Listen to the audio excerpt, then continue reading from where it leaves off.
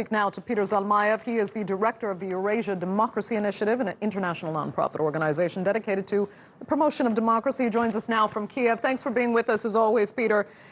If Navalny survives this ordeal, how do you envision, what role he might play in Russia's opposition movement? Or will he be too scared after this to be as visible as he used to be?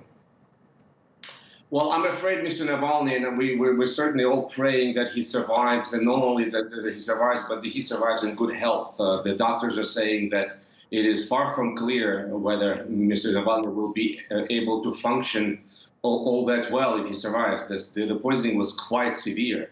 Mr. Navalny has been, the last few years, probably the most visible opposition leader and the one that presented the greatest risk to Mr. Putin and his regime. He operated for all these years with courage, knowing full well that he was risking life every day. So I don't think this would cow Mr. Navalny to cease his operations, but he may have to remain abroad for his own good. It is clear that if this is indeed the doing of Mr. Putin and his coterie, that they will not leave him alone, that Mr. Navalny crossed some serious lines and presented a serious danger to Kremlin that is feeling very uncertain with demonstrations going on in Khabarovsk in the Far East and with demonstrations going on in Belarus. Right. It's very difficult to say what kind of condition he will be in when he does hopefully leave hospital entirely. But in the meantime, I mean, what kind of testimony are investigators looking to him to hopefully be able to provide in his own case, in the investigation into his poisoning? How dangerous would that be for the Kremlin if he does emerge being able to speak and remember everything that happened?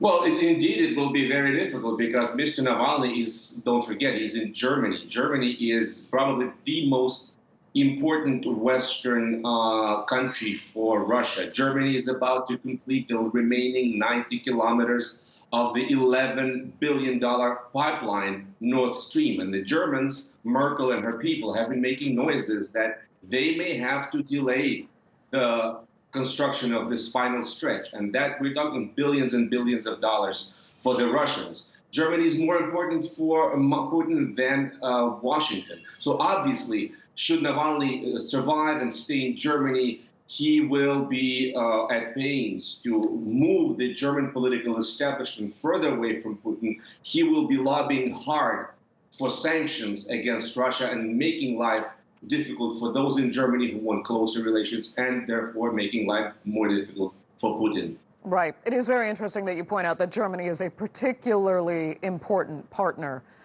for the Russian economy. And as you'll remember last week, Germany decided to tell NATO and the European Union, we need you to move forward on pressuring Russia, because it can't just be about Germany. They need the entire alliance behind them on the same page if real action is going to be taken against Moscow. I mean, how worried do you think Moscow is about that prospect right now?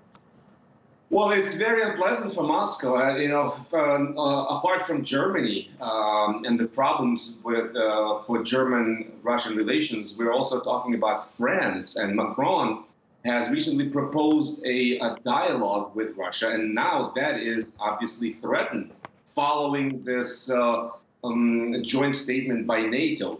Putin has proposed for the 5 nuclear powers to meet.